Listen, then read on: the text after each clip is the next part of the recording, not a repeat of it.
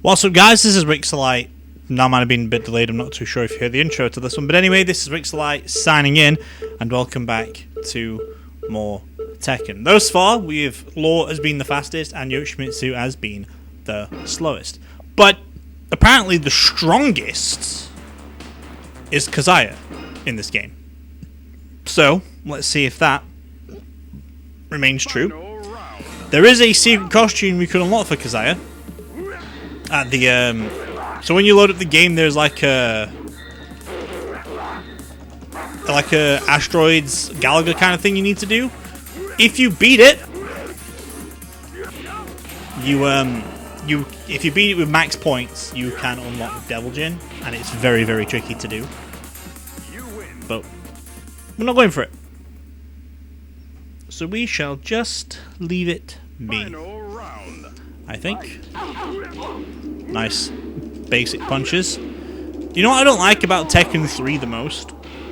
I love Tekken 3, don't get me wrong, but they remove characters from 1 and 2 and then add someone related to those characters in any form of way, which makes no goddamn sense. Like, for example, Wang Jinrei, he's in 1 and 2, not in number 3, but give his, I think his granddaughter, which is Ling Xiaoyu, new character, new fighting style, great, it's good. But they get rid of Bak Dosan, who is Haorong's mentor, which makes, again, no sense. I'm glad you're in stage 4. That makes me happy. Still feel like you're going to kick my ass, though. Just have that feeling. No idea why. No. Okay. Yep, that's fine. It's just one of those things. It's very strange. There's a lot of characters in number. Saying that though, I would say there's a lot of characters in it, but there's only 21 characters in Tekken 3, and compared to this one, there's only 18. So there's only 2 extra characters that are not in there. But Nina and Anna are both in there. Gonri's not in there, it's replaced with Mokujin or something like that. It's nice they had Mokujin in it, but Mokujin's not been, like, when you think about it, Mokujin's not been in all the Tekken games, which make it quite sad. Because in this one it doesn't make sense. In number 2, Mokujin doesn't make sense because there's nothing really powerful there. Just that. It's the second tournament, Kazuya's in a volcano. Cool.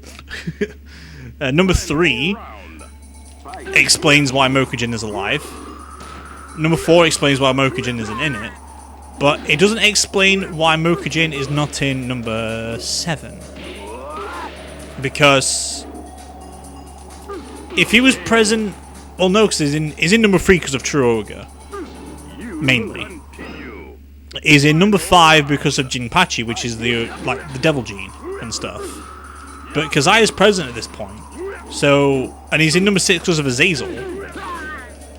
Still doesn't explain why he's not in number 7. I don't know, or why there's not any random character in number 7. Because in number 4 they had Combot to replace it, to like, hey, you can have this any character which changes every game mode. Because I love that, so much. Anyway.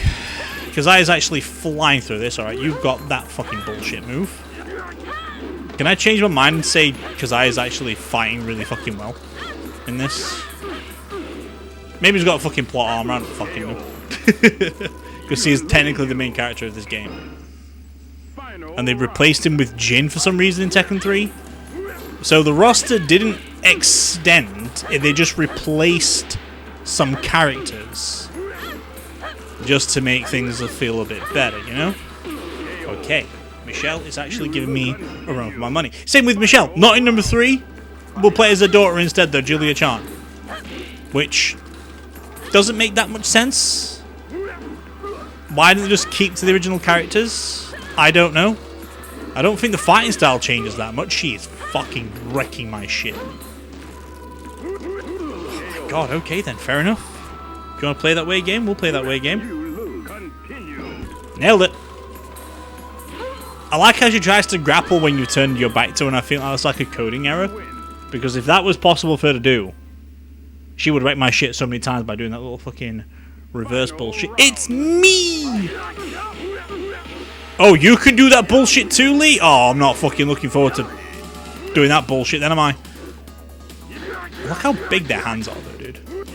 I can't really do the big punches with this guy, so... This dude hits so hard as well. What the shit, dude? Okay. I feel like I found a problem with Lee, which is fine. Nice backflip, dickhead. Why is everyone can do backflips but not me? Why can everyone do fucking runs and not me? Fuck it. What do you do if I press you? Break the game. Cool. Knew that happened. It always does that for some reason. If a game for the PS1 doesn't have DualShock support, if you activate the DualShock in your PS2 controllers or the early PS1 game controllers, nothing happens with the controller. It just breaks. Like, I'm not registering this game. Kind of like it activates the mode. I don't know. This guy, I'm not doing anything to him. He seems to have got distance on me. Like, good reach. I need to get in on him. Oh, come on. That's all we need to know. Don't do the fucking punches, dickhead. Don't do the punches, dickhead! I got lucky on that one.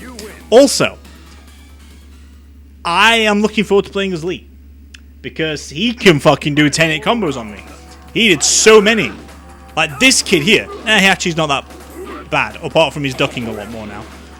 And he will always do that. Because it's fucking irritating as shit to actually fight someone like this. But if we get lucky like that, you can do it on the first try.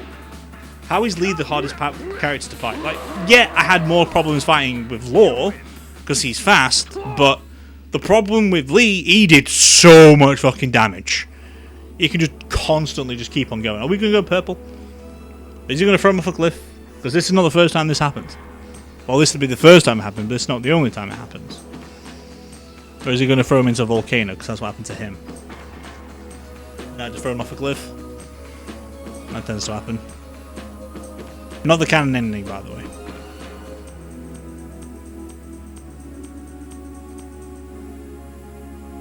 Not the canon ending. I think the canon ending is Heihachi's? I think.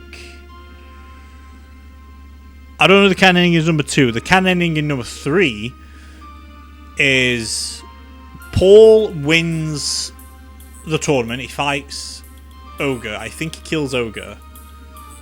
But then he thinks he's won at Ogre level, and then Ogre fuses with Heihachi. That's where Jin comes in and actually beats the battle. But technically, Paul won the Tekken 3 tournament. And all that stuff. I don't know what happens in number 4. It's a lot of the canon endings are more about probably Kazuya, but I think it's a Heihachi in this one. And it'll be Kazuya in number 2 or Heihachi in number 2 again. Jin in number 3, technically. Jin in number 4, because that's like the most story related, apparently. And number 5 has their own like, little endings everywhere, which is quite nice. And number 6, number 7 had a good storyline. But as for now, though, there's Namco, which means it's going to fade to black right now. So tomorrow is more Tekken. One last one for the week.